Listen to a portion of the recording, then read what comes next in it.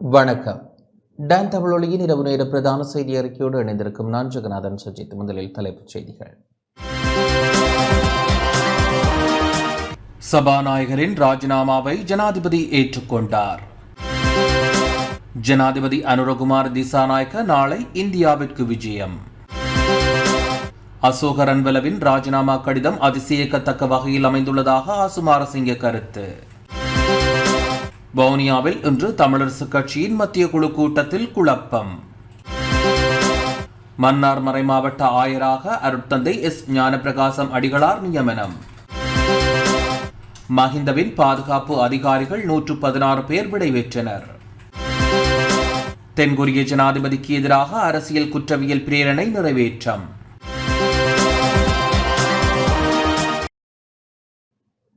தொடர்வது முதன்மை செய்தி.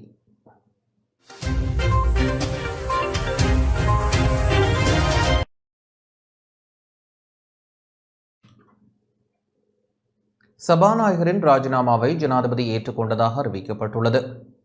சபாநாயகர் அசோக ரன்வலவின் ராஜினாமா கடிதத்தை ஜனாதிபதி ஏற்றுக்கொண்டுள்ளார்.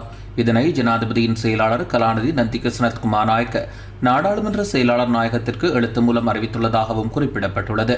சபாநாயகர் அசோக ரன்வல தனது பதவியை ராஜினாமா செய்ய தீர்மானித்திருந்தார். தனது கல்வி தகுதி தொடர்பில் சமூகத்தில் எழுந்துள்ள பிரச்சினை காரணமாக தற்போது அந்த தகுதிகளுக்கான ஆவணங்களை சமர்ப்பிக்க முடியாத நிலை ஏற்பட்டுள்ளதாக அவர் தெரிவித்துள்ளார். ஆனால் தனது கல்வி தகுதி தொடர்பாக எந்த பொய்யான தகவலையும் தெரிவிக்கவில்லை என அவர் தனது கடிதத்தில் தெரிவித்துள்ளார்.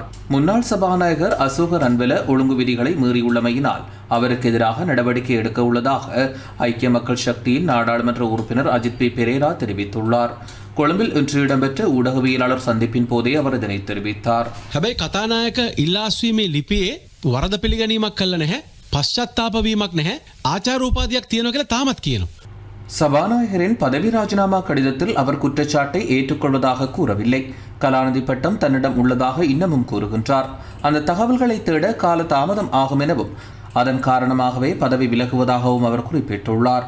பதவி விலகி உள்ளமையினால் அவர் ஒழுங்கை மீறியுள்ளமையை நியாயப்படுத்த முடியாது. அவருடைய பொறுப்பு கூறலும் நிறைவடையப் போவதில்லை. ஆகவே ஒழுங்கு விதிகளை மீறியமைக்கு எதிராக நாம் முன்னாள் சபாநாயகர் ரன்வலவுக்கு எதிராக நடவடிக்கை எடுக்க தீர்மானித்துள்ளோம். அதேபோன்று தமக்கு பட்டம் உள்ளது என தம்முடைய பெயருடன் பட்டத்தை இணைத்துக் கொண்ட அமைச்சர்களும் உள்ளனர். நாட்டிற்கு பொருத்தமான கல்விமான்களை ஆட்சிக்கு கொண்டு வருவதாகவே அரசாங்கம் மக்களுக்கு வாக்குறுதியளித்தது. ஆனால் பொய்யர்களையே அரசாங்கம் நாடாளுமன்றத்துக்கு கொண்டு வந்துள்ளது. රටට විශ්වාසවන්ත උගත් මිනිස්සු දේශපාලනට අරන් එනවා කියලා அரசாங்கத்தை நெருக்கடிக்கு உள்ளாக்கும் வகையிலான விடயத்தை முன்னாள் சபாநாயகர் அசோக ரன்வல மேற்கொண்டுள்ளதாக முன்னாள் நாடாளுமன்ற உறுப்பினர் ஆசுமாரசிங்க தெரிவித்துள்ளார். கொழும்பில் இன்று இடம்பெற்ற ஊடகவியலாளர் சந்திப்பின் போதே அவர் இதனை தெரிவித்துள்ளார். முன்னாள் சபாநாயகர் அசோக ரன்வலவின் ராஜினாமா கடிதம் அதிசயிக்கத்தக்க வகையிலேயே அமைந்துள்ளது. கல்வி தகமையை உறுதி செய்ய தேவையான சில கடிதங்கள் தற்போது தன்னிடத்தில் இல்லை எனவும் அவற்றை உரிய நிறுவனங்களிடமிருந்து பெற்றுக்கொள்வதில் சிக்கல் நிலை ஏற்பட்டுள்ளதாகவும் முன்னாள் சபாநாயகர் அவருடைய ராஜினாமா கடிதத்தில் குறிப்பிட்டுள்ளார். ஜப்பான் பல்கலைக்கழகம் ஒன்றில் பட்டப்படிப்பை தொடர்வதற்காக இணைந்து கொள்ளும் பட்சத்தில் அதற்கான கடிதங்களை அவர்கள் வழங்குவர். ஆனால் அந்த கடிதமும் இல்லை என்பதை ஏற்றுக்கொள்ள முடியாது. இவர் நாட்டின் சபாநாயகராக இருப்பதால் குறித்த நாட்டின் பல்கலைக்கழகத்திடம் கோரிக்கை முன்வைத்தால் ஒரே நாளில் அதற்கான ஆவணங்களை அவரால் பெற்றுக்கொள்ள முடியும். அவருடைய பட்டப்படிப்பிற்கான சான்றிதழ் காணாமல் போயுள்ளதாயினும் ஒரே நாளில் பெற்றுக்கொள்ள முடியும். நிகழ்நிலையின் ஊடாகவும் பெற்றுக்கொள்ள முடியும். இந்த கடிதத்தின் ஊடாக அரசாங்கத்தை நெருக்கடிக்கு உள்ளாக்கும் விடயத்தையே முன்னாள் சபாநாயகர் மேற்கொண்டுள்ளார். இதேவேளை புதிய சபாநாயகர் தெரிவு எதிர்வரும் 17ஆம் தேதி இடம்பெறும் என தெரிவிக்கப்படுகின்றது. சபாநாயகர் பதவியிலிருந்து தாம் விலகுவதாக அசோக ரன்வல நேற்று அறிவித்த நிலையில் புதிய சபாநாயகர் தெரிவு இடம்பெற உள்ளது. புதிய சபாநாயகரை அடுத்த நாடாளுமன்ற அமர்வின் முதல் நாளில் தெரிவு செய்ய வேண்டும் என நாடாளுமன்ற பிரதி பொதுச் செயலாளர் சமிந்த குலரத்ன தெரிவித்துள்ளார். அதன்படி எதிர்வரும் 17ஆம் தேதி புதிய சபாநாயகர் தெரிவு இடம்பெற உள்ளதாக தெரிவிக்கப்படுகின்றது. புதிதாக தெரிவு செய்யப்பட உள்ள சபாநாயகர் தொடர்பில் சர்ச்சை எழுந்தால் அன்றைய தினம் வாக்கெடுப்பு நடத்தப்படும் எனவும் தெரிவிக்கப்படுகின்றது.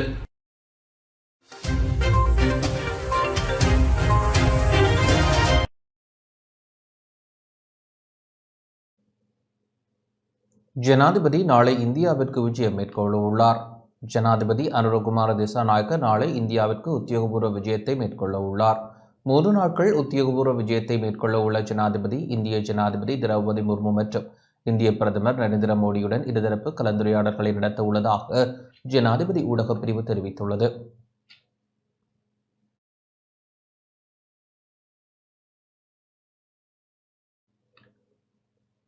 அரிசியின் விலை தொடர்பான சோதனை நடவடிக்கைகள் தொடர்வதாக நுகர்வோர் விவகார அதிகார சபை தெரிவித்துள்ளது. நாடளாவிய ரீதியில் அரிசியின் விலை தொடர்பான சோதனை நடவடிக்கைகள் தொடர்ந்து மேற்கொள்ளப்பட்டு வருவதாக நுகர்வோர் விவகார அதிகார சபை தெரிவித்துள்ளது. இந்நிலையில் நாடளாவிய ரீதியில் இதுவரை சுமார் 75 சுற்றிவளைப்பு நடவடிக்கைகள் மேற்கொள்ளப்பட்டுள்ளதாக நுகர்வோர் விவகார அதிகார சபையின் பணிப்பாளர் அசேல பண்டார தெரிவித்துள்ளார். இனிவரும் காலங்களில் வார இறுதி நாட்களிலும் விடுமுறை நாட்களிலும் சுற்றிவளைப்பு நடவடிக்கைகளை மேற்கொள்ளுமாறு சம்பந்தப்பட்ட அதிகாரிகளுக்கு அறிவுறுத்தப்பட்டுள்ளதாகவும் அவர் குறிப்பிட்டார். மேலும் இறக்குமதி செய்யப்பட்ட அரிசி கையிருப்பு சந்தைக்கு வருவதால் அரிசியின் விலை குறைந்துள்ளதோடு சில பகுதிகளில் நெல் விலையும் குறைவடைந்துள்ளதாக தகவல்கள் கிடைக்கப்பெறுவதாக அவர் குறிப்பிட்டார்.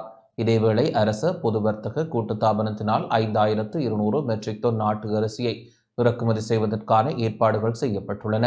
அதன்படி இறக்குமதி செய்யப்படும் நாட்டரிசியின் முதல் தொகுதி இம்மாதம் 19ஆம் தேதி இலங்கை வர உள்ளதாக தெரிவிக்கப்படுகின்றது.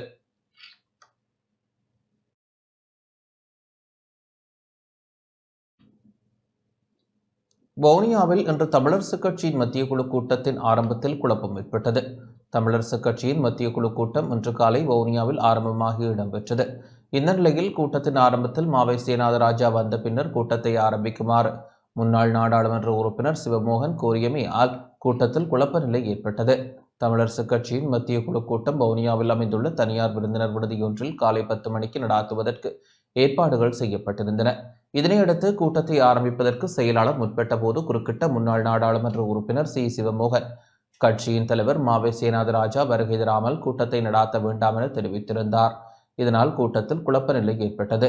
அவர் பதவி விலகிவிட்டார், அவரின் தலைமையில் கூட்டம் நடத்த முடியாது, எனவே உடனடியாக கூட்டத்தை ஆரம்பிக்குமாறு நாடாளுமன்ற உறுப்பினர் இரா சாணக்கியன் கடும் தொனியில் தெரிவித்தார்.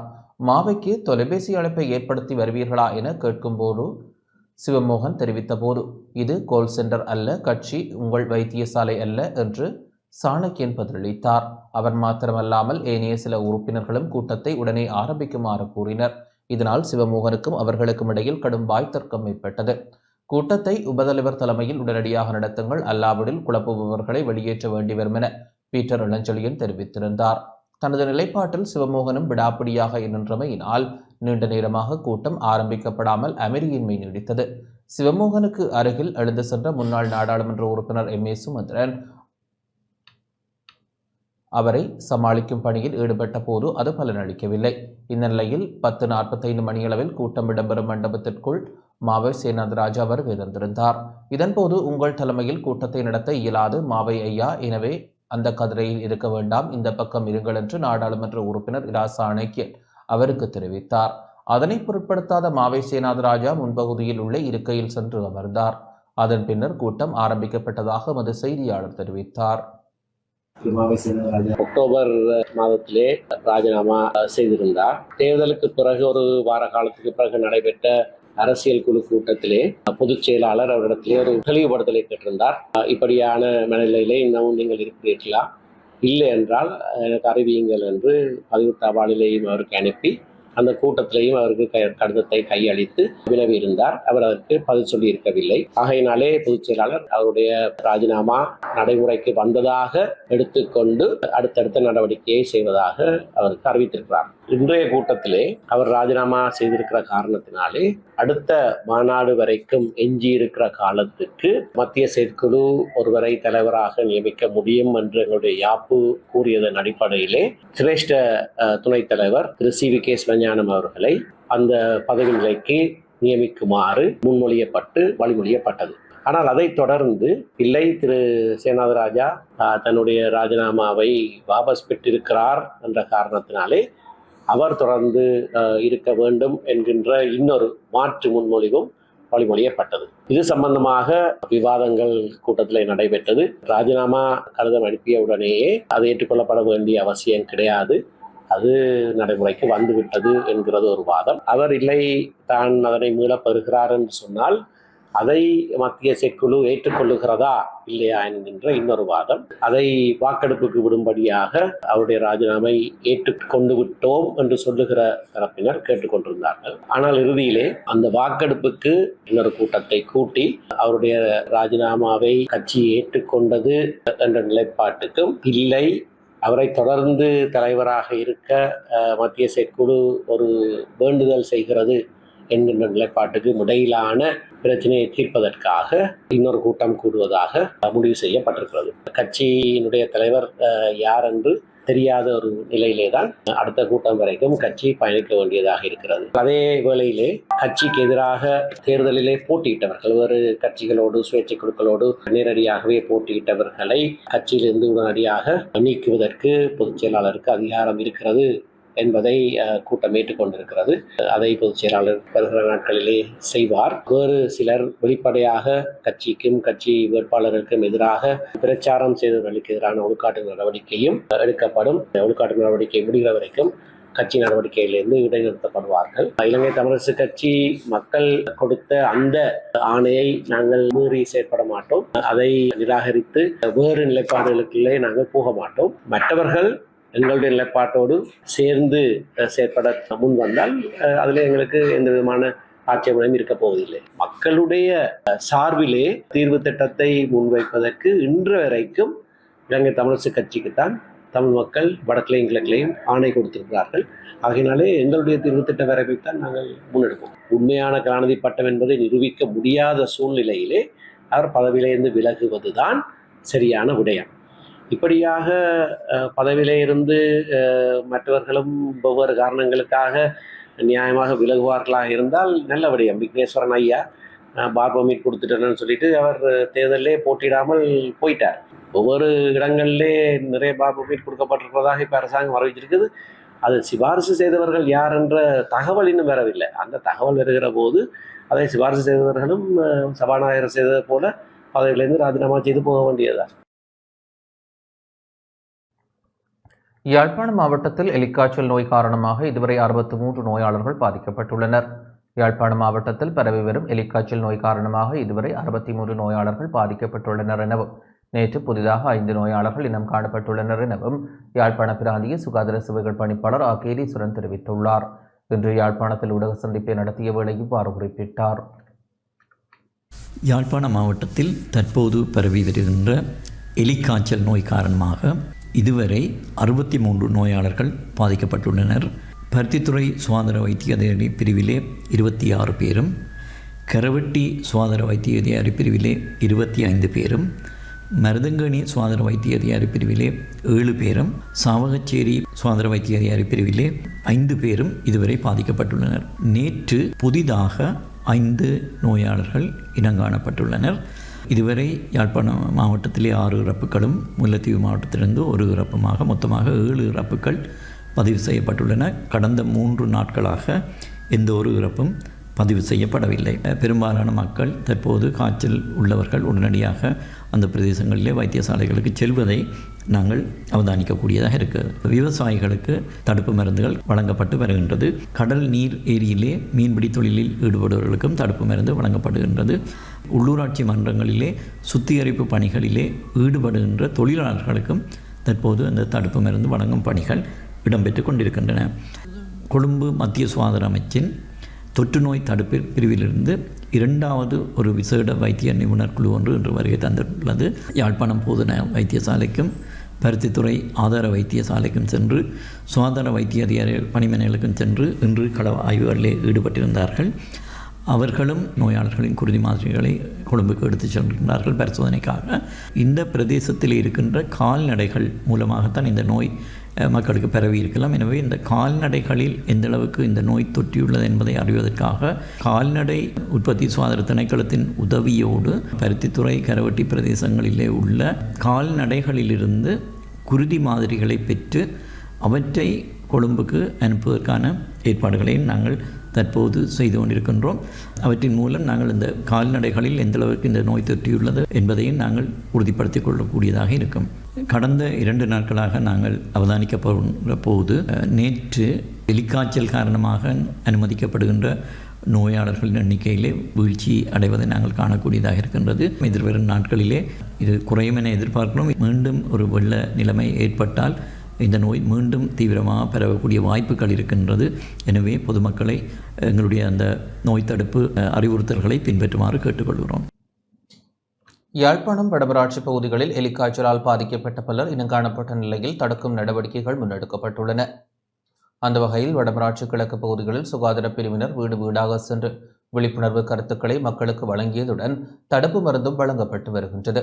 கரவெட்டி அம்பன் பிரதேச வைத்தியசாலையின் பொறுப்பு வைத்திய அதிகாரி மருத்துவர் எஸ் சிவசுதன் தலைமையிலான குழுவினர் குறித்த விழிப்புணர்வு நடவடிக்கையில் ஈடுபட்டு வருகின்றனர். அண்மை நாட்களில் வடமராட்சி பகுதியில் எலிக்காய்ச்சலால் 4 மரணங்கள் நிகழ்ந்துள்ளதுடன் தொற்றுக்குள்ளான பலர் இனங்காணப்பட்டுள்ளமை குறிப்பிடத்தக்கது.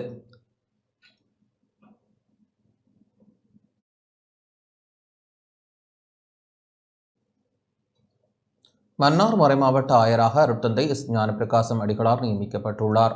மன்னார் மறைமாவட்டத்தின் புதிய ஆயராக மன்னார் மாவட்டத்தை சேர்ந்த அருட்தந்தை எஸ் ஞானப்பிரகாசம் அடிகளார் நியமிக்கப்பட்டுள்ளார். மன்னார் மறைமாவட்ட ஆயராக மடுத்திருத்தல பரிபாலகர் அருட்தந்தை எஸ் ஞானப்பிரகாசம் அடிகளார் திருத்தந்தையால் நியமிக்கப்பட்டு அந்த செய்தி திருத்தந்தையின் இலங்கைக்கான பிரதிநிதி ஊடாக மன்னார் மறைமாவட்ட ஆயர் இமானுவேல் பெர்னாண்டோ ஆண்டகைக்கு அனுப்பி வைக்கப்பட்டது. இந்த நிலையில் இன்று மாலை 4:15 மணியளவில் மன்னார் புனித செபஸ்தியார் பேராலயத்தில் ஆயர் இமானுவேல் பெர்னாண்டோ ஆண்டகை மன்னார் மறைமாவட்டத்தின் புதிய ஆயராக அருட்தந்தை எஸ் ஞானப்பிரகாசம் அடிகளார் தெரிவு செய்யப்பட்டுள்ளதாக அறிவித்தார். இதன்போது பேராலயத்தின் மணியோசை எழுப்பப்பட்டது. இந்த நிகழ்வில் மன்னார் மறைமாவட்ட குருமுதல்வர், மறைமாவட்ட அருட்தந்தையர்கள், அருட்சகோதரிகள் என பலர் பங்கேற்றனர். மன்னார் மறைமாவட்டம் உருவாக்கப்பட்டு 43 வருடங்கள் ஆகின்ற நிலையில் மன்னார் மாவட்டத்தை சேர்ந்த முதல் ஆயராக அருட்தந்தை எஸ் ஞானப்பிரகாசம் அடிகளார் நியமிக்கப்பட்டுள்ளார். தற்போதைய ஆயர் இம்மானுவேல் பெர்னாண்டோ ஆண்டகை 75வது வயதில் ஓய்வு பெற்று செல்ல உள்ள நிலையில் புதிய நியமனம் வழங்கப்பட்டுள்ளது.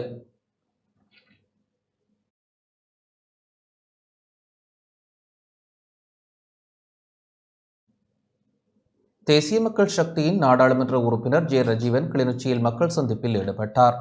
தேசிய மக்கள் சக்தியின் நாடாளுமன்ற உறுப்பினர் ஜே ரஜீவன் கிளிநொச்சி முரசுமோட்டை பிரதேச மக்களுடன் சந்திப்பை மேற்கொண்டார். மக்கள் எதிர்நோக்கும் பிரச்சினைகள் தொடர்பில் ஆராயும் கலந்துரையாடல் ஊரியான் பொதுநோக்கு மண்டபத்தில் இடம்பெற்றது.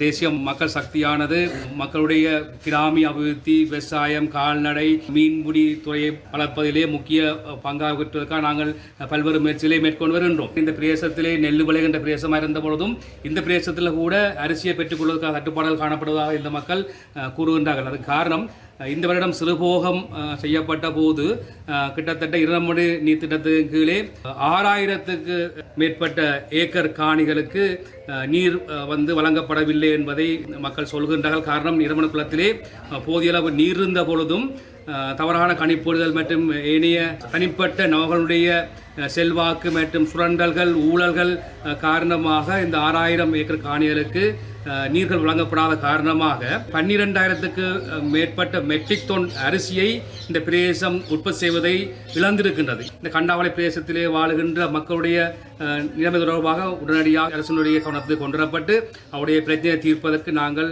காத்திரமான நடவடிக்கை எடுப்போம் என்று இதிலே கூறிக்கொள்கின்றேன். பயங்கரவாத தடை சட்டம் வடக்கு கிழக்கு பெண் செயற்பாட்டாளர்கள் மீது தீவிரமாக செயற்படுவதாக கிழக்கு மாகாண பெண் மனித உரிமை பாதுகாவலர் அமைப்பினர் தெரிவித்துள்ளனர். பயங்கரவாத தடை சட்டம் வடக்கு கிழக்கு பெண் செயற்பாட்டாளர்கள் மீது தீவிரமாக செயற்படுவதாகவும் இச்சட்டத்தை முற்றாக நீக்க வேண்டும் எனவும் கிழக்கு மாகாண பெண் மனித உரிமை பாதுகாவலர் அமைப்பினர் கோரிக்கை விடுத்துள்ளனர். இன்று திருகோணமலையில் இடம்பெற்ற ஊடக சந்திப்பின் போதே இவ்வாறு கருத்து வெளியிட்டனர். இலங்கையின் வடகிழக்கு பிரதேசங்களில் நீதி கோரி ஜனநாயக போராட்டங்களில் ஈடுபடும் பெண்கள், பெண் மனித உரிமை செயற்பாட்டாளர்கள் மற்றும் பெண் மனித உரிமை பாதுகாவலர்களுக்கு இடம்பெறும் விசாரணைகளை உடன் நிறுத்த வேண்டுகிறோம். அத்துடன் இலங்கையில் நடைமுறையில் இருக்கும் பயங்கரவாத தடைச்சட்டத்தை நீக்குமாறு கேட்டுக்கொள்கின்றோம். மேலும் அரசுக்கு எதிரான குற்றச் செயல்களை கையாள்வதற்கு போதிய சட்டங்கள் நிறைவேற்றப்பட்டுள்ளன என்ற அடிப்படையில் பயங்கரவாத தடைச்சட்டத்திற்கு பதிலாக புதிய பயங்கரவாதத்திற்கு எதிரான சட்டத்தை பாராளுமன்றத்தில் நிறைவேற்ற வேண்டாம் என்றும் கேட்டுக்கொள்கின்றோம். கடந்த 2018 ஆண்டு ஏப்ரல் மாதம் 4ஆம் தேதி தொடக்கம் மே மாதம் 3ஆம் தேதி வரையான காலப்பகுதியில் திருகோணமலை சம்பூர் போலீஸ் பிரிவிற்குட்பட்ட பிரதேசத்தில் உள்ள 15 வயதுடைய சிறுமியை பாலியல் துஷ்பிரயோகத்திற்கு உட்படுத்திய 41 வயதான நபருக்கு 30 வருட கடூழிய சிறை தண்டனை விதித்ததுடன் பாதிக்கப்பட்ட சிறுமிக்கு 3 லட்சம் ரூபாய் நஷ்ட ஈடு வழங்குமாறும் திருகோணமலை மேல் நீதிமன்றம் கடந்த 11/12/2024 அன்று தீர்ப்பு வழங்கியதை எமது கிழக்கு மாகாண பெண் மனித உரிமை பாதுகாவலர் அமைப்பு வரவேற்கின்றது. இது போன்றதொரு நீதிமன்ற தீர்ப்புகள் பாதிக்கப்படும் பெண் பிள்ளைகள் மற்றும் பெண்களுக்கு கிடைக்க வேண்டும் என்பதனையும் இந்த ஊடக சந்திப்பில் உரிய அரச பொறிமுறை திணைக்களங்களை வேண்டி நிற்கின்றோம். சீடோ சமவாயம் இலங்கை அரசு ஒப்புதல் அளித்து ஏற்றுக்கொண்ட இந்த சீடோ சமவாயம் இன்று வரைக்கும் சட்டம் மூலமா உருவாக்கப்படவில்லை. அதை நாங்கள் உருவாக்கணும் என்றதை இன்றைக்கு வினயமான ஒரு கோரிக்கையா கேட்டு நிற்கிறதோட, மற்றது எங்களோட செயற்பாட்டாளர்கள் முன்னாள் போராளிகள் தொடர் புலனாய்வு துறையினரின் கண்காணிப்பு மற்றும் அச்சுறுத்தலுக்கு ஆளாகி கொண்டிருக்கிறாங்க. இதற்கு முக்கிய காரணமாக இருக்கின்றது பயங்கரவாத தடை சட்டம். இது எங்களுடைய வடக்கு கிழக்கு பெண் செயற்பாட்டாளர்கள் மீது தீவிரமாக செயற்படுவதை நாங்கள் காணக்கூடியதாக இருக்கின்றது. ஆகவே இந்த பிடிஏ சட்டத்தை முற்றாக நீக்க வேண்டும் எனவும் மற்றும் இந்த சீடோ சமவாயம் உள்ளீர்க்கப்பட்டு புதிய இறுக்கமான சட்ட மூலங்கள் உருவாக்கப்பட வேண்டும். மட்டக்களப்பில் ஆங்கில நாட்டிய நாடக விழா இன்று இடம்பெற்றது. ஆங்கில நாட்டிய நாடக விழா மட்டக்களப்பு புனித மிக்கேல் கல்லூரி மண்டபத்தில் இன்று இடம்பெற்றது. வலயக்கல்வி அலுவலக கல்வி நிர்வாக பிரதி கல்வி பணிப்பாளர் ஷாமினி ரவிராஜ் தலைமையில் இடம்பெற்ற ஆங்கில நாட்டிய நாடக விழா நிகழ்வில் பிரதம அதிதியாக கிழக்கு பல்கலைக்கழக பேராசிரியர் ஜே கெனடி கலந்து கொண்டார்.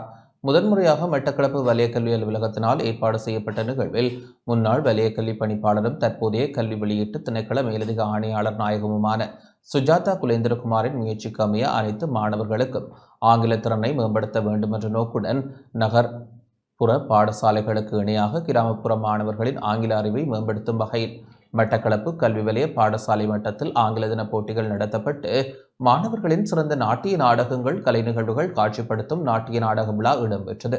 நிகழ்வில் சுவாமி விபுலானந்த அழகியற் கற்கைகள் நிர்வாக பணிப்பாளர் பாரதி கென்னடி, மட்டக்களப்பு கல்வி வலய பிரதி கல்வி பணிப்பாளர்கள், ஆசிரிய ஆலோசகர்கள், பாடசாலை அதிபர்கள், மாணவர்கள், பெற்றோர்கள் என பலர் கலந்து கொண்டனர்.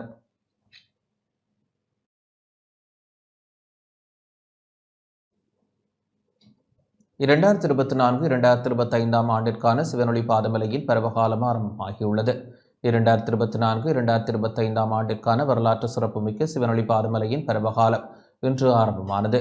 ஊவா வெல்லச பல்கலைக்கழக வேந்தர் சப்ரகமுவ ரத்னபுரி மகாதிசா பிரதம சங்க தலைவர் பெல்மடுவ ரஜமகா விகாரையின் பிரதான தேரர் தர்ம கீர்த்தீஸ்வர திரிபீட ஸ்ரீ மங்களாச்சாரியார் பெங்கமுவின் ஸ்ரீ தம்மதின பீடாதிபதி ரத்னபால இவ்விடயத்தை அறிவித்துள்ளார்.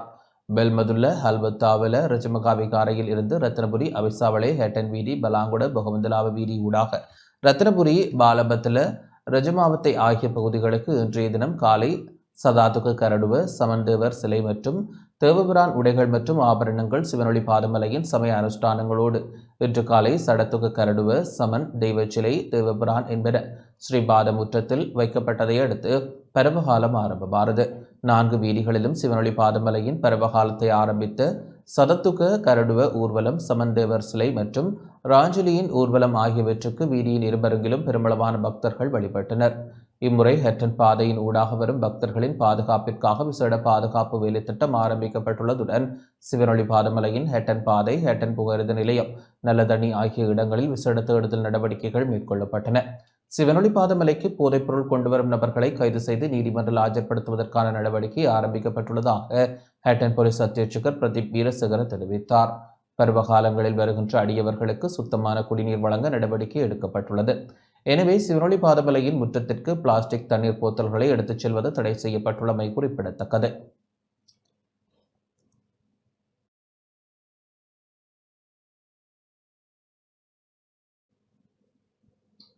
மஹிந்தவின் பாதுகாப்பு அதிகாரிகள் 116 பேர் விடைபெற்றனர். முன்னாள் ஜனாதிபதி மஹிந்த ராஜபக்ஷவின் பாதுகாப்பிற்காக ஈடுபடுத்தப்பட்டிருந்த 116 பாதுகாப்பு அதிகாரிகள் தமது கடமைகளை நிறைவுறுத்திக் கொண்டு விடைபெற்றனர். முன்னாள் ஜனாதிபதிகளின் பாதுகாப்பிற்காக ஈடுபடுத்தப்பட்டிருந்த பாதுகாப்பு அதிகாரிகளின் எண்ணிக்கையை குறைக்க நடவடிக்கை எடுக்கப்பட்டுள்ளது. இதன் ஒரு கட்டமாக முன்னாள் ஜனாதிபதி மஹிந்த ராஜபக்ஷவின் பாதுகாப்பு அதிகாரிகள் 116 பேர் வெளியேறியுள்ளனர்.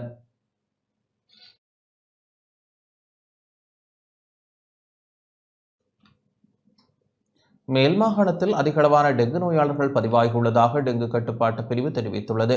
இந்த வருடத்தின் இதுவரையான காலப்பகுதியில் 46,934 டெங்கு நோயாளர்கள் பதிவாகியுள்ளதாக தேசிய டெங்கு கட்டுப்பாட்டு பிரிவு தெரிவித்துள்ளது. அதிகளவான நோயாளர்கள் மேல் மாகாணத்திலேயே பதிவாகியுள்ளனர். இதன்படி மேல் மாகாணத்தில் 20,218 டெங்கு நோயாளர்கள் பதிவாகியுள்ளனர். கொழும்பு மாவட்டத்தில் 11,857 பேர் டெங்கு நோயினால் பாதிக்கப்பட்டுள்ளதாக தேசிய டெங்கு கட்டுப்பாட்டு பிரிவு தெரிவித்துள்ளது. அத்துடன் இந்த வருடத்தின் இதுவரையான காலப்பகுதியில் டெங்கு நோயினால் 23 பேர் உயிரிழந்துள்ளதாக சுகாதார அமைச்சு குறிப்பிட்டுள்ளது.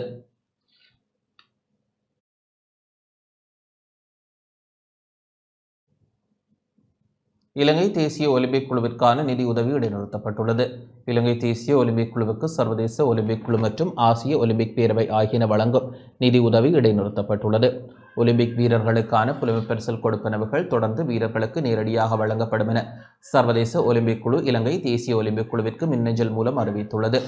தேசிய ஒலிம்பிக் குழுவின் விசேட பொதுக்கூட்டம் நேற்று இடம்பெற்ற போது இந்த தீர்மானம் மேற்கொள்ளப்பட்டதுடன் தேசிய ஒலிம்பிக் குழுவின் தேர்தலை விரைவாக நடத்தவும் தீர்மானிக்கப்பட்டது. யாழ்ப்பாணம் உருபுராய் பகுதியில் பொருத்தப்பட்டுள்ள வீதி விளக்குகள் ஒளிர்வதில்லை என மக்கள் விசனம் வெளியிட்டுள்ளனர். யாழ்ப்பாணம் பலாலி வீதி உரும்புராய் பகுதியில் பொருத்தப்பட்டுள்ள வீதி விளக்குகள் மிக நீண்ட காலமாக ஒளிர்வதில்லை எனவும் இதனால் தாங்கள் மிகவும் அசௌகரியங்களை எதிர்நோக்குவதாகவும் மக்கள் தெரிவிக்கின்றனர். இலங்கை மின்சார சபை மற்றும் வீதி அபிவிருத்தி அதிகார சபை ஆகிய 2 அரச நிறுவனங்களுக்கு உரித்தான சுமார் 20க்கும் அதிகமான வீதி விளக்குகள் குறித்த வீதியில் பொருத்தப்பட்டுள்ளன. இருப்பினும் மிக நீண்ட காலமாக அந்த வீதி விளக்குகள் ஒளிரவில்லை. சம்பந்தப்பட்ட அரச நிறுவனங்களான வலிகாமம் கிழக்கு பிரதேச சபை, வீதி அபிவிருத்தி அதிகார சபை, இலங்கை மின்சார சபை ஆகியவற்றில் பல தடவைகள் எழுத்து மூலமான அறிவித்தல் வழங்கியும் அவர்கள் அந்த வீதி விளக்குகள் ஒளிர்வதற்கான வேலை திட்டங்களை செய்யவில்லை என மக்கள் தெரிவிக்கின்றனர். சம்பந்தப்பட்ட அதிகாரிகள் விரைவாக நடவடிக்கை எடுக்க வேண்டும் என உரும்புராய் மக்கள் கோரிக்கை விடுத்துள்ளனர். சாலை வீதியில் இந்த உரும்புராய் பகுதியில் மிக நீண்ட காலமாக இந்த வீதி மின் விளக்குகள் எதுவும் ஒளிர்வதில்லை. ஒன்று இலங்கை மின்சார சபைக்கு சொந்தமானதும் விசேடமாக வீதி அபிவிருத்தி அதிகார சபைக்குமான மின் விளக்குகள் பொருத்தப்பட்டிருந்தும் எவையும் மிக நீண்ட காலமாக ஒளிர்வதில்லை. இவர்களுக்கு நாங்கள் சம்பந்தப்பட்ட நபர்களுக்கு நாங்கள் ஏற்கனவே நிறைய தரம் எழுத்து மூலமான அறிவித்தல்கள் கொடுத்தும் இவை எவையும் பழுதுபார்க்கப்படவும் இல்லை, திருத்தப்படவும் இல்லை. இந்த உரும்புராய் சந்தையை பொறுத்தவரையிலே மிக பிரபல்யமான உடுப்பு கடை Keerthiyas, happy supermarket, Gowri liquor shop இப்படியான நிறைய சூப்பர் மார்க்கெட்டுகள் இருக்கிறபடியால் இரவில் வீதி விபத்துகள் நடைபெறுவதற்கான சாத்தியக்கூறுகள் நிறைய இருக்குது. எனவே சம்பந்தப்பட்டவர்கள் இது தொடர்பாக உடனடியாக நடவடிக்கை எடுக்குமாறு அன்போடு கேட்டுக்கொள்கிறேன். லைட் எரியாத காரணத்தால் உண்மையில் வீதி விபத்துகள் இரவு நடைபெற்று கொண்டே இருக்கின்றன தொடர்ந்து. ஆகவே இந்த வீதி விபத்துகளை குறைப்பதற்கும் இது ஒரு நல்ல வழியாக அமையும். எத்தனை மின் விளக்குகள் காணப்படுது? கிட்டத்தட்ட 10 மின் விளக்குகள் இங்கே இருக்கின்றது. வீதி அபிவிருத்தி அதிகார சபையினுடைய மின்சார சபையினுடையும் அதிக அளவு இருக்கின்றது. ஆனால் எவையும் ஒளிர்வதில்லை.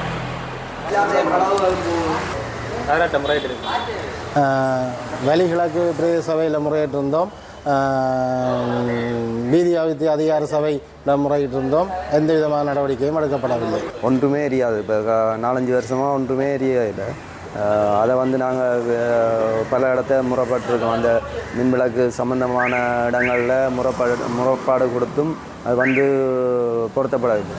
அது சில நேரம் பார்க்கினோம், பிரதேச சபையால் பார்க்கினோம். ஆனால் 1-2 பார்த்துட்டு போயினோம். மெயினாக கடைகள் கூடின இடங்களில் ஒன்றுமே எரியுது. இந்த பலாலி ரோட்டில் உரும்புராய் சந்தியில் நீட்டுக்கு ஒன்றுமே எரியுது இல்லை. அதே இருக்கா பார்த்து நல்லபடியாக பார்த்தேன். என்னென்னா கடைகள் கூட இருக்கிறபடியாக வீடுகள் ரோடு சைட்லேயும் வீடுகளும் இருக்குது, பாதுகாப்பும் இல்லை. இதில் குறிப்பிட்ட ஒரு 10 மின் விளக்குகள் இருக்குது, அதில் எதுவுமே எரியறதில்லை. அதனால் இதில் நிறைய ஆக்சிடெண்ட்டுகள் இருக்குது. பொம்பளைகள் இரவில் போகிறதுக்கு பாதுகாப்பு இல்லாமல் இருக்குது, பார் அப்படின்னு இருக்கிறதால நிறைய விபத்துகள் அடிக்கடி உரும்புராய் சந்தியில் நடக்கிறதால, சிக்னல் லைட்டுகள் இல்லாதாலையும் அதால் நிறைய ஆக்சிடெண்ட்கள் நடக்குது. காரணம் இந்த மின் விளக்கு இல்லை. அதனால் இந்த மின் விளக்கு ஒளிர செய்கிறதுக்கு அதுக்குரிய நடவடிக்கைகளை இந்த மின்சார சபை எடுக்க வேணும்னு சொல்லி நாங்கள் கேட்டுக்கொள்வோம். வவுனியா பொருளாதார மத்திய நிலையம் திறக்கப்பட வேண்டும் என விவசாயிகள் கோரிக்கை விடுத்துள்ளனர். வவுனியா பொருளாதார மத்திய நிலையம் கடந்த 6 ஆண்டுகளுக்கு மேலாக புதிதாக அமைக்கப்பட்டு திறக்கப்படாத நிலையில் காணப்பட்டு வருகின்றது. இந்நிலையில் குறித்த பொருளாதார மத்திய நிலையத்தை பகிரங்க கேள்விக்கூறல் மூலமாக வழங்கி அதனை செயற்படுத்த வேண்டும் என விவசாயிகள் கோரிக்கை விடுத்துள்ளனர். குறிப்பாக 295 மில்லியன் ரூபாய் செலவில் அப்போதைய பொருளாதார அபிவிருத்தி அமைச்சின் ஊடாக அமைக்கப்பட்ட குறித்த பொருளாதார மத்திய நிலையம் வவுனியா மாவட்ட விவசாயிகளுக்கு நன்மை பயக்கும் வகையிலும் அமைக்கப்பட்டிருந்தது. பல்வேறு இழுபறிகளுக்கு மத்தியில் 3 முறிப்பு பகுதியில் அமைக்கப்பட்ட குறித்த பொருளாதார மத்திய நிலையமானது இதுவரை திறக்கப்படாத நிலையில் கட்டடம் சேதமடையும் நிலையில் காட்சியளிக்கின்றது. இந்நிலையில் குறித்த பொருளாதார மத்திய நிலையத்தை பகிரங்க கேள்விக்கோரல் ஊடாக வழங்கும் பட்சத்தில் விவசாயிகள் நியாயமான விலையில் தமது உற்பத்தி பொருட்களை வழங்க முடியும் என தெரிவிக்கின்றனர். இதேவேளை தற்போது வவுனியாவில் உள்ள மொத்த மரக்கறி கொள்முதலாளர்கள் சர்வாதிகார போக்கோடு செயற்படுவதாகவும் 10% என்ற தரகு பணத்தை பெறும் நிலை காணப்படுவதாகவும் தெரிவிக்கப்பட்டுள்ளது. எனவே பகிரங்க கேள்விக்கோரலுக்கு உட்படுகின்ற போது விவசாயிகளின் பொருட்களுக்கு நியாயமான விலை கிடைக்கும் என விவசாயிகள் தெரிவிக்கின்றனர். எனவே இவ்விடயம் தொடர்பில் விவசாய அமைச்சரும் புதிய அரசாங்கமும் ஆவணை செய்ய வேண்டும் என விவசாயிகள் கோரிக்கை விடுத்துள்ளனர்.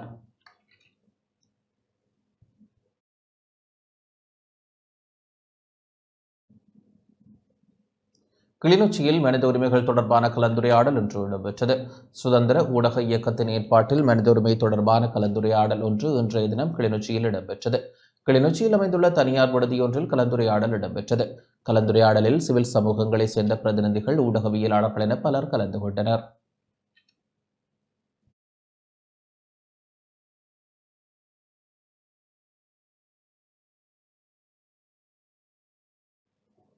கிழக்கு மாகாண ஊடகவியலாளர்களுக்கான 2 நாள் பதிவிட செயலமர்வு இன்று ஆரம்பமானது.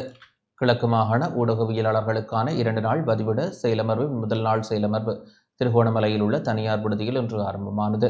காணிகளை மீட்டு வழங்குதல் எனும் தொனிப்பொருளில் அகம் மனிதாபிமான வள நிலையத்தினால் செயலமர்வு ஏற்பாடு செய்யப்பட்டது. காணி என்றால் என்ன, காணி தொடர்பான ஆவணங்களின் முக்கியத்துவம், காணியின் இயல்பு, அரச காணிகளுக்கு வழங்கப்படும் ஆவணங்கள் உள்ளிட்ட பல விடயங்கள் தொடர்பாக ஊடகவியலாளர்களுக்கு தெளிவூட்டல் வழங்கப்பட்டது. திருகோணமலை, மட்டக்களப்பு, அம்பாறை மாவட்டங்களைச் சேர்ந்த சுமார் 20 ஊடகவியலாளர்கள் செயலமர்வில் கலந்து கொண்டுள்ளனர்.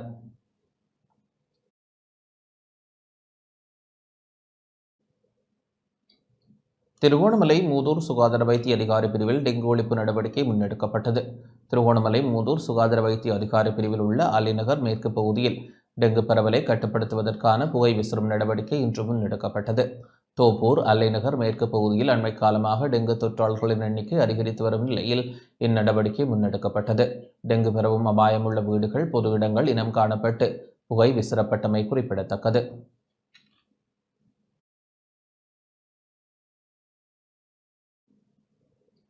ஐயப்ப பக்தர்களுக்கான விசேட பூஜை வழிபாடுகள் கொழும்பில் இடம்பெற்றன. கொழும்பு 15 அமைந்துள்ள அகில இலங்கை ஆனந்த ஐயப்ப தேவஸ்தானத்தில் ஐயப்ப பக்தர்களுக்கான விசேட பூஜை வழிபாடுகள் இன்று இடம்பெற்றன. ஐயப்ப பக்தர்கள் விரதமாலை அணிந்து சபரிமலைக்கு செல்லும் வாய்ப்பு கிடைக்காதவர்களுக்கு இம்முறை இவ்வாலயத்தில் இருமுடி கட்டி 18ஆம் படி ஏறி நெய் அபிஷேகம் செய்து விரதத்தை பூர்த்தி செய்து கொள்ளலாம் என அறிவிக்கப்பட்டுள்ளது. இந்த பூஜை நிகழ்வில் ஏராளமான பக்தர்கள் கலந்து கொண்டதுடன் இதுகுறித்து நம்பூதிரி ஜாக்சன் பட்டோதரி கருத்தும் வெளியிட்டிருந்தார்.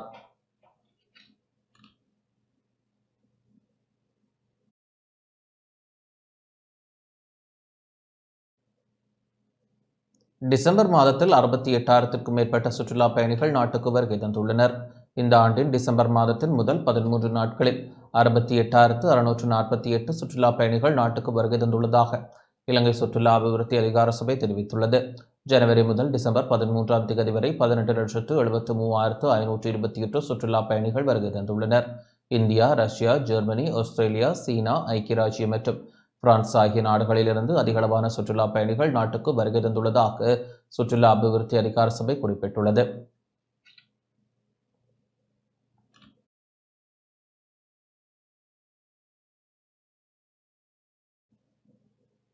நாட்டில் மரக்கறிகளின் விலைகள் அதிகரித்து காணப்படுகின்றன. நிலவும் மழையுடனான காலநிலை மற்றும் வெள்ளம் காரணமாக நாட்டில் மரக்கறிகளின் விலைகள் அதிகரித்து காணப்படுகின்றன. இதனால் நுகர்வோர் பெரிதும் பாதிக்கப்பட்டுள்ளனர். மரக்கறிகளின் விலை அதிகரிப்புக்கு சீரற்ற வானிலையே காரணம் என வியாபாரிகள் தெரிவிக்கின்றனர்.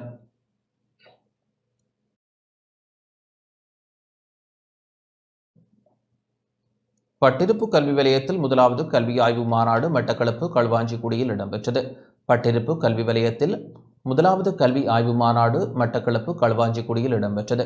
பட்டிருப்பு வலயக்கல்வி பணிமனையின் வலயக்கல்வி பணிப்பாளர் சிவானந்தம் ஸ்ரீதரன் தலைமையில் இடம்பெற்ற ஆய்வு மாநாட்டில் பிரதம அதிதியாக கிழக்கு பல்கலைக்கழக துணைவேந்தர் பேராசிரியர் ப. கனகசிங்கம் கலந்து கொண்டார். கல்வி ஆய்வு தொடர்பான நூல் வெளியிட்டு வைக்கப்பட்டதுடன் அதன் முதற் பிரதியை கிழக்கு பல்கலைக்கழக துணைவேந்தர் வ கனகசிங்கம் வலய கல்வி பணிப்பாளர் சிவானந்தம் ஸ்ரீதரனிடமிருந்து பெற்றுக்கொண்டார். மாணவர்களுக்கு தரமான கல்வியை வழங்குவதற்கான முன்மொழிவுகள், அது சார்ந்த செயற்திட்டங்கள் தொடர்பில் துறை சார்ந்த கல்வியியலாளர்களால் ஆய்வுகள் சமர்ப்பிக்கப்பட்டது. மாநாட்டில் காணி ஆணையாளர் வி விமல்ராஜ், பேராசிரியர் வி குணரத்னம், பேராசிரியர் எஸ் சுதர்சன், சிரேஷ்ட விரிவுரையாளர் கலாநிதி எஸ் அதிரதன், கலாநிதி முருகு தயாநிதி, கலாநிதி எஸ் அமலநாதன் உட்பட பல்கலைக்கழக பேராசிரியர்கள், சிரேஷ்ட விரிவுரையாளர்கள், துறை சார்ந்த கல்வியியலாளர்கள் என பலர் கலந்து கொண்டனர்.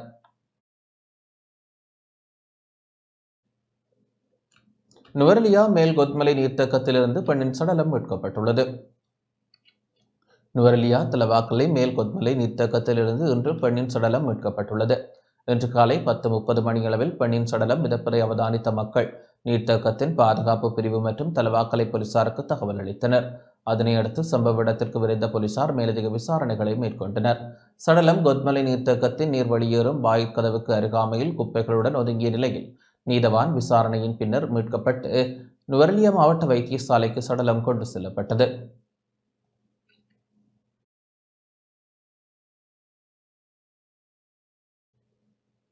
கேகாலையில் கூறிய ஆயுதத்தால் தாக்கப்பட்டு ஒருவர் கொலை செய்யப்பட்டுள்ளார். கேகாலை ருவன்வெல்ல போலீஸ் பிரிவிற்குட்பட்ட மொரலிய பிரதேசத்தில் கூறிய ஆயுதத்தால் தாக்கப்பட்டு ஒருவர் கொலை செய்யப்பட்டுள்ளதாக ருவன்வெல்ல போலீசார் தெரிவித்தனர். இந்த சம்பவம் நேற்றிரவு இடம்பெற்றுள்ளது. ருவன்வெல்ல மொரலிய பிரதேசத்தை சேர்ந்த 41 வயதுடைய நபரே கொலை செய்யப்பட்டுள்ளார்.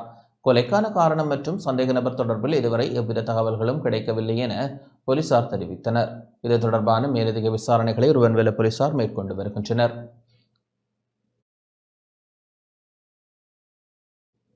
இத்துடன் இந்த செய்தி அறிக்கை நிறைவடைகின்றது. வணக்கம்.